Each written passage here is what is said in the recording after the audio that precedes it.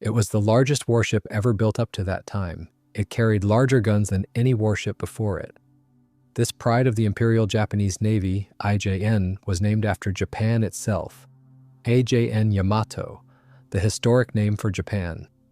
Yet in its brief career, it accomplished nothing of importance and was sacrificed in the final destruction of Imperial Japan and its kamikaze, divine wind hysteria. The roots of the IJN Yamato and its sister super battleship IJN Musashi can be traced back to the introduction by the British Royal Navy of the HMS Dreadnought in 1905. The British battleship made all others obsolete and started many navies, including the Imperial Japanese Navy, on a search for a bigger and better battleship.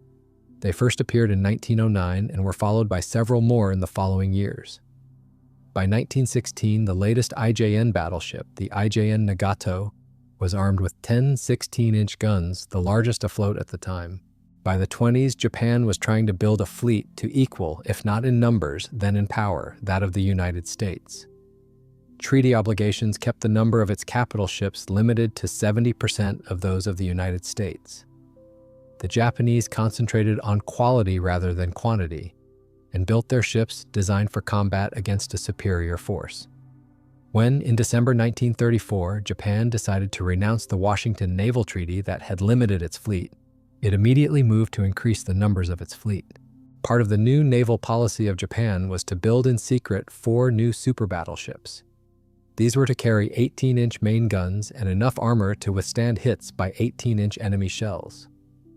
The first 2 of these ships, the Yamato and Musashi, were approved in 1936 and the remaining 2 in September 1939. Planning for the construction of these ships began in the fall of 1935. More than 20 designs for the ships were considered and discarded.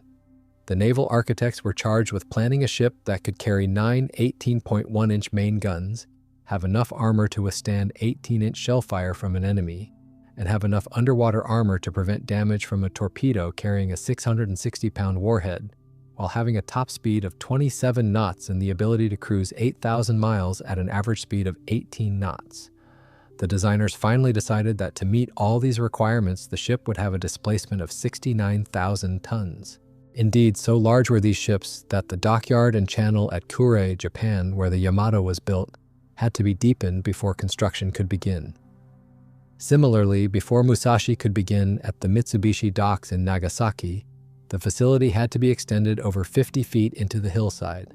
Security was tight and effective. United States Naval Intelligence acquired no information regarding the 2 ships, and complete information eluded them until after the war. In 1939, even as the Yamato and Musashi took shape, the 3rd ship of the class, tentatively named the Shinano, was begun. But the Pacific War had already pointed out that the primary naval weapon of that war was no longer the battleship, but the aircraft carrier. Accordingly, the Shinano was converted mid-construction to an aircraft carrier. The 4th planned ship was neither named nor completed when it was scrapped in November 1941. As expected, these ships were huge. They had a beam of 127.7 feet and a length of 863 feet. Fully loaded, the battleships drew 34.5 feet of water, so deep that several Japanese naval bases had to have their harbors dredged to allow the ships to dock there. Armor protection was concentrated over the engines, magazines, and essential machinery. In total, the ship's armor weighed over 22,000 tons. Propelled by 4 geared turbines powered by 12 steam boilers, the ships boasted 150,000 horsepower. This provided the required 27.5 knot speed as planned. The latest damage control features were built into the ships as well. They could withstand a list of up to 20 degrees without capsizing. Events were to prove, however, that there were serious weaknesses in the design. The armor was concentrated over vital machinery and ammunition spaces, leaving the bow and stern sections unarmored and vulnerable. The internal pumping system was inadequate to compensate for major flooding in those 2 areas. There was also a weakness between the upper and lower side armor belts, which would, if hit, defeat the armor protection of the ship. Finally, the torpedo protection was, for some reason, inferior to that of other navies' protection. Combined with the wartime American innovation of a more powerful explosive, torpex, this made these ships unexpectedly vulnerable to torpedo attacks. But Yamato and Musashi could also strike hard at any enemies they encountered. In addition to the unequaled 18.1-inch main guns, there were a dozen 6.1-inch guns for anti-aircraft protection. Another dozen 5-inch guns were also designed for anti-aircraft use. Finally, there were 2 dozen 25mm anti-aircraft guns and machine guns for close-in anti-aircraft protection. To scout out an enemy force, the ships carried from 4 to 7 scout aircraft, which could be launched from either of the 2 catapults located on the quarterdeck. But the main and most feared feature of the super battleships was their main guns. These monsters each weighed 162 tons and, with their base and rotating equipment, topped out at an unprecedented 2,174 tons each. The shells they fired each weighed 3,219 pounds and could be launched at the rate of 1.5 per minute. These were the premier ships of the Imperial Japanese Navy. Neither had major modifications during the war, other than to have radar installed and anti-aircraft mounts improved and increased. In 1943, while in dry dock for battle damage repairs, Musashi had depth charge rails installed on her stern. The Yamato joined the fleet on February 12, 1942, and was immediately selected as the flagship of the commander, Combined Fleet, Admiral Isoroku Yamamoto. She completed her trials on May 27, 1942, and sailed a few days later for the Midway operation. There it remained with the supporting fleet as the flagship and saw no action. In August 1942, the ship was stationed at Truk as a headquarters ship. This began a long period of inactivity which earned the ship the sobriquet of Hotel Yamato for its housing of senior officers. After nearly a year at Truk, the Yamato returned to Japan for a refit, then returned to Truk. There it undertook some transport missions, and it was while it was on one such mission that she was attacked by the USS Skate, Lieutenant Commodore E.B. McKinney. The American submarine fired 4 torpedoes, 1 or 2 of which hit the Yamato on the starboard side near the No. 3 turret. These hits revealed the weakness between the upper and lower armor belt on the Yamato, causing a failure that allowed 3,000 tons of water to enter the ship and flood the No. 3 turret's ammunition magazines. Damaged but not badly hurt, the battleship returned to Truk for emergency repairs before going on to Japan for final repairs in January 1944. Left behind at Truk was the sister ship, Musashi. She had been commissioned on August 5, 1942, and left Japan January 18, 1943, arriving at Truk 4 days later, where it assumed the duties of flagship from Yamato. When the commander of the combined fleet, Admiral Yamamoto, was ambushed and killed by American aircraft, Musashi was chosen as the ship to return his ashes to Japan, where the Japanese emperor paid a personal visit to the ship. Musashi then returned to Truk, where she remained until October 1943, when she sailed as part of a task force to defend against a suspected American attempt to retake Wake Island in the Central Pacific. Musashi then returned to Japan in February 1944. After a brief stay, she transported 2 infantry battalions to Palau Island and remained there for the next month. Leaving to avoid an incoming air raid, Musashi was struck by one of 6 torpedoes fired by the USS Tunney, Lieutenant Commodore J.A. Scott. The American submarine's torpedo hit the battleship near the bow, causing a 19-foot hole and flooding the ship with 3,000 tons of water. Musashi was forced to head to Kure in April 1944 for repairs and then joined her sister ship at Linga Roads Harbor near Singapore.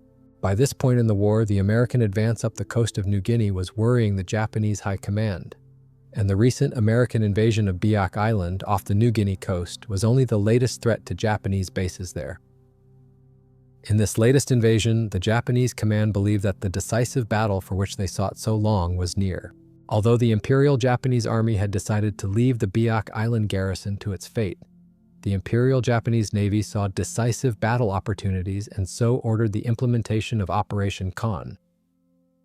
The new commander-in-chief of the combined fleet, Admiral Soemu Toyoda, decided to take the opportunity to strike at what he believed was a major portion of the American fleet. Operation Kon included the transportation of 2,500 troops of the 2nd Amphibious Brigade from Mindanao to Biak in warships. Rear Admiral Naomasa Sakonju, aboard the cruiser Aoba, was in command with another light cruiser and 3 destroyers carrying the troops. The older battleship Fuzo, 2 heavy cruisers, and 5 more destroyers were the covering force for the landing. Naval aircraft would also cover the landings, but Admiral Sakonju's force was soon sighted by American submarines and aircraft. Hoping for surprise, the Japanese force also received reports, incorrect as it turns out, of an American aircraft carrier in the vicinity. Admiral Toyota suspended the entire operation, but Japanese reconnaissance soon reported that there was no aircraft carrier supporting the Biak landings, and that there were only a few American and Australian cruisers as heavy support for those landings. Admiral Toyota ordered a renewed Operation Khan. This time, 6 destroyers would carry troops and pull barges loaded with troops protected by 2 cruisers. But once again, after American aircraft sank 1 destroyer, reports of a large American task force in the area caused Admiral Sakonju to retire. These failed attempts to reach Biak Island convinced Admiral Jisaburo Ozawa, commanding the Japanese mobile fleet, to launch a determined effort to relieve Biak Island. With Admiral Toyota's permission, he launched Operation Eigo. This time, major Japanese fleet units would participate. They included the Yamato and Musashi, as well as 3 cruisers, 3 destroyers, and a transport unit with 2 additional cruisers and 4 destroyers. The force assembled at Bachan on June 11, 1944, and prepared to sail for Biak on June 15. The plan was to land the reinforcements and bombard the American beachhead. But just as plans were being made, news arrived of American carrier-based airstrikes against Guam, Saipan, and Tinian in the Mariana Islands. Clearly, the main American fleet was in the Mariana Islands, not off the coast of New Guinea. Operation Khan was suspended, and Operation Eigo was directed to the Philippine Sea near the Marianas. The 2 super battleships and their escorts were ordered to rendezvous with the rest of the combined fleet in the Philippine Sea. The result was the Battle of the Philippine Sea, June 19, 1944, in which the opposing surface ships never engaged one another. The entire battle was fought by the aircraft of either side. It was a lopsided victory. The Japanese lost 346 aircraft and 2 carriers, while the Americans lost 30 aircraft and had 1 battleship damaged. With the Japanese defeated, the Americans pursued, destroying 2 oilers and another aircraft carrier while damaging a second. In all these battles, neither the Yamato nor the Musashi were damaged. They returned to Linga Roads in July 1944. It was the American invasion of Leyte Island in the Philippines that finally provided the decisive battle that the Imperial Japanese Navy had sought for so long. Responding to that landing, the Japanese Navy sent against the Americans several task forces that were intended to gain entrance to Leyte Gulf and destroy the American landing ships and equipment there. Both the Yamato and Musashi were a part of Force A, or Center Force, under Admiral Takeo Kurita, whose mission was to transit the San Bernardino Strait, join with Force C, or Southern Force, and catch the American amphibian armada in a pincer between them. As did all the Japanese task forces, Admiral Kurita's Center Force suffered even before they arrived near San Bernardino Strait. American submarines spotted their approach and reported it to fleet headquarters. They also attacked the force, sinking Kurita's flagship and knocking out the cruiser Takao. But Center Force pushed on, led by the Yamato. Shortly after sunrise on October 25, 1944, they found themselves off the Philippine island of Samar, amid the American amphibious support ships. The first to see them were aviators above the support ships, and soon, Rear Adm. Clifton A.F. Sprague was calling loudly for help. His small, light aircraft carriers, destroyers, and destroyer escorts were no match for Kurita's super battleships, cruisers, and destroyers. Admiral Sprague's cries for help brought down a hurricane of American planes from his own carriers and those of 2 other supporting task forces. The Japanese found themselves with beautiful targets, but discovered that they themselves had become targets as well. Kurita soon believed that he had run into the main American fleet, not just a small support group. Ziggy Sprague did nothing to dissuade him. Hiding in passing rain squalls whenever he could, and sending his small escorts to fight super battleships, he managed to save much of his force until suddenly he heard cries of the Japanese retreating. Admiral Kurita overestimated the enemy force, didn't realize, because of poor communications, that he was very close to accomplishing his mission, and was losing his ships at a rate he could not afford. One of the main reasons for Admiral Kurita's decision to withdraw was, no doubt, the fate of the Musashi. American aviators concentrated on her from the moment the Japanese appeared. She was hit by a bomb on No. 1 turret, which failed to explode. But a torpedo hit amidships, flooded the ship, and caused a 5-degree list. 3 more bombs and 3 torpedo hits on the port side caused another list, which was corrected by counter-flooding. But now the battleship was down 6 feet at the bow and taking additional bomb and torpedo hits. Soon the bow was down 13 feet and counter-flooding would be counterproductive. Moments later, the Musashi was slowing and had been left behind by the rest of the task force. More bombs and torpedoes hit home. A final attack hit her with at least 10 bombs and 7 torpedoes. The ship's list increased to 10 degrees to port, and the captain decided to run the ship aground to prevent her from sinking. But before he could, the ship's engines stopped. Without power, the ship capsized and sank. Of her crew of 399, 376 survivors were rescued. American records indicate that she was hit by at least 19 torpedoes and 17 bombs, plus 18 near misses. Meanwhile, her sister ship, Yamato, suffered little. She fired her huge main guns for the first time in the war at the American carriers, but constant aerial torpedo attacks forced her to take evasive action, preventing continued firing. She took 3 bomb hits, of which only 2 struck near turret number 1. The damage sent 3,000 tons of water rushing into the ship and created a 5-degree list that was reduced by counterflooding. She kept up with the task force in its retreat, suffering additional bomb hits but no serious damage. By November 23, 1944, IJN Yamato was back at Kure, undergoing repairs. She suffered a bomb hit from an American carrier raid on Japan while in port on March 19, 1945. Shortly after came word of the American invasion of Okinawa. The Yamato was about to make her last sortie. It began between the Battle of the Philippine Sea and the invasion of Leyte in October 1944. With their air power in rapid decline and their navy nearly powerless to confront the oncoming Americans, the Japanese turned to desperation tactics. Although there had been individual suicide attacks by Japanese military men beginning with Pearl Harbor, these had been situations in which the soldier, sailor, or airman had been badly wounded, or his plane too damaged to reach his base, and he had crashed into an enemy ship, base, or other plane to take more of his enemies with him in his inevitable death. But by October 1944, this tactic became official policy of the Imperial Japanese Army and Navy, known as the Divine Wind or kamikaze. Begun on a mass scale in the Philippines, it had severely damaged American vessels and created a greater threat than any previous tactic. When the 10th U.S. Army, Lieutenant General Simon Bolivar Buckner, invaded Okinawa, it was clear that the next step would be the invasion of Japan itself. An all-out kamikaze strike began in early April and continued during the battle. Anxious to participate, the Japanese surface fleet sought to make its own contribution to the great kamikaze effort. Of its 3 battleships remaining afloat, only the Yamato, Rear Admiral Kosaku Ariga, was in Japan and had enough fuel to reach Okinawa. Under the command of Vice Admiral Seiichi Ito, the Second Fleet, with the Yamato, light cruiser Yahagi, Captain Tamichi Hara, and 8 destroyers, sailed from Ube, refueled at Tokuyama, and then sailed for Okinawa on April 6, 1945. Unknown to the Japanese, the American submarine USS Threadfin had spotted their departure off the Bungo Suido entrance to the inland sea of Japan that same afternoon, and reported their course and speed, identifying them as 2 large and about 6 smaller ships. The plan, known as Operation Tengo, required the Second Fleet to sail to Okinawa, beach itself at the Hagushi roadstead on Okinawa in front of the advancing Americans, fire their guns until all ammunition was exhausted, and then join the ground fighting. Led by the Yahagi and surrounded by the destroyers, the Yamato headed south to Okinawa.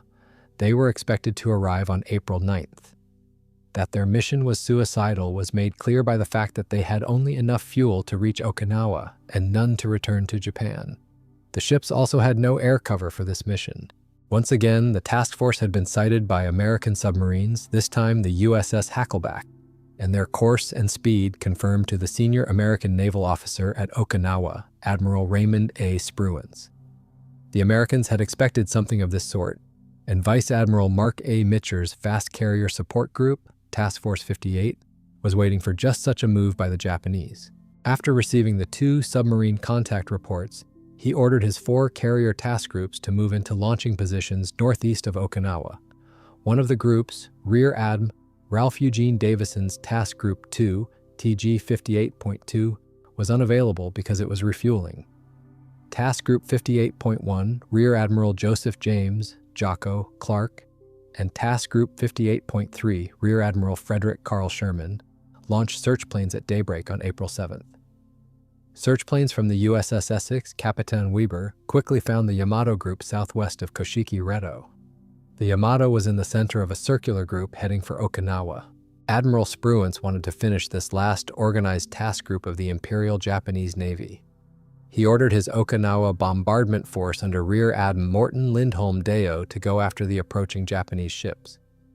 Admiral Deo immediately formed a battle plan for his 6 battleships, 7 cruisers, and 21 destroyers, keeping his ships between the Japanese and Okinawa. Although outgunned and outranged by the Yamato's 18-inch guns, the Americans were more than willing to battle this threat to the Okinawa beachhead, but they would never get the chance. Admiral Mitcher did not intend to stand by and watch another task group face the enemy force alone. As anxious as Admiral Spruance to finish off the Imperial Japanese Navy, he soon got his chance. 2 amphibious patrol planes flown by Lieutenant James R. Young and Lieutenant J.G.R.L. Sims left Karama-Redo and contacted the Japanese force. For over 5 hours, they shadowed the Japanese, reporting on their position, course, and speed. They also sent homing signals to Mitcher's aircraft.